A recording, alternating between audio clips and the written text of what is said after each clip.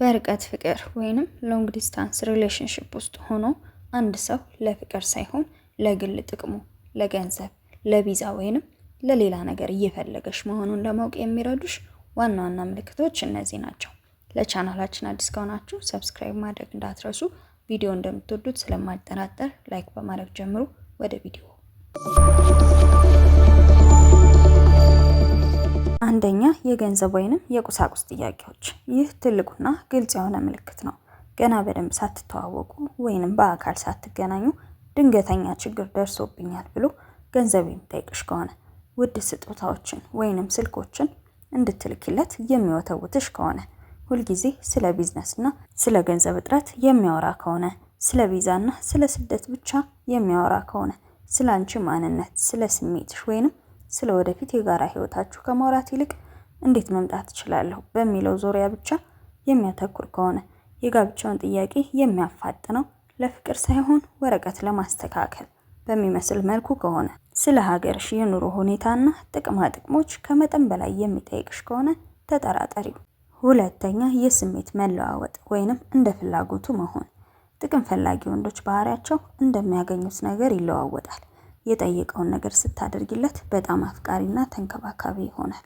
እምቢ ካልሹ ግን ይቆጣል፣ ስልክ ይዘጋል ወይንም አታምኘኝም በማለት የጥፋተኝነት ስሜት እንዲሰማሽ ያደርግሻል።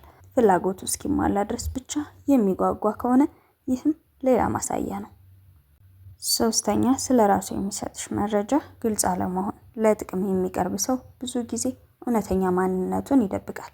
የቤተሰቦቹን ስልክ ለመስጠት ወይንም ከጓደኞቹ ጋር በቪዲዮ ለማስተዋወቅ ፈቃደኛ ካልሆነ፣ ስለ ስራው ወይንም ስለ ግል ህይወቱ የሚነግርሽ ወሬ የማይገጣጠም ከሆነ፣ ለጥያቄሽ ግልጽ መልስ ከመስጠት ይልቅ ወሬ የሚያስቀይስሽ ከሆነ ይህንንም ተጠራጠሪው። አራተኛ፣ በአካል ለመገናኘት ጥረት አለማድረግ። እውነተኛ አፍቃሪ ሰው በምንም መንገድ ቢሆን በአካል ለመገናኘት እቅድ ያወጣል። ለጥቅም የሚፈልግሽ ሰው ግን አንቺ ለመሄድ ስትይ አሁን አይመችም በሚሉ ሰበቦች የሚያስተጓጉል ከሆነ፣ እሱ እንዲመጣ ስትጠይቂው ሁልጊዜ የገንዘብ ችግርን ሰበብ የሚያደርግ ከሆነ ይህም ሌላኛው ነው። አምስተኛ፣ የጊዜ ኢንቨስትመንት ማነስ። እውነተኛ ፍቅር ጊዜን መስዋዕት ማድረግን ይጠይቃል። ለጥቅም የሚፈልግሽ ሰው ግን እንደ ፍላጎቱ ብቻ ይደውላል። እሱ ሲፈልግሽ ወይንም የሆነ ነገር ሲያስፈልገው ብቻ ረጅም ሰዓት ያወራሻል። አንቺ ስትፈልጊው ግን ስራ ነኝ፣ አልተመቸኝም የሚሉ ሰበቦች ያበዛል። ያንቺን ውሎ አይጠይቅም። ስለ አንቺ ህይወት፣ ስለ አንቺ ስሜት ወይንም ስለገጠመሽ ችግር በጥልቀት ለመስማት ትዕግስት የለውም። ወሬው ሁልጊዜ ወደ ራሱ ፍላጎት ያመራል። ስድስተኛ፣ ቃል ስላጣውለት የፍቅር ቦምብ መጣል ብያለሁ። ይህ በጣም አደገኛ ምልክት ነው። ግንኙነቱ ገና ከመጀመሩ ከመጠን በላይ የሆኑ ቃላትን ይጠቀማል። ገና ሳያውቅሽ አንቺ የህይወቴ አካል ነሽ፣ ያላንቺ መኖር አልችልም፣ ላግባሽ በማለት ያጣድፍሻል። ይህን የሚያደርገው ያንቺን ጥርጣሬ ለማደንዘዝ እና በስሜት እንድትጠመጂ ለማድረግ ነው። ልብ በይ፣ እውነተኛ ፍቅር ጊዜ ወስዶ ነው የሚገባው። በጥቂት ቀናት ውስጥ ነፍሴ ነሽ የሚል ሰው አብዛኛውን ጊዜ የሆነ ነገር የሚፈልገው ነገር አለ ማለት ነው። ሰባተኛ፣ ሚስጥራዊነትና ግልጽነት ማጣት። በርቀት ፍቅር ውስጥ መተማመን የሚገነባው በግልጽነት ነው። እሱ ግን የማህበራዊ ሚዲያ አካውንቶችን ፌስቡክ እና ኢንስታግራም አይደብቅሽም ወይስ አልጠቀምም ይልሻል።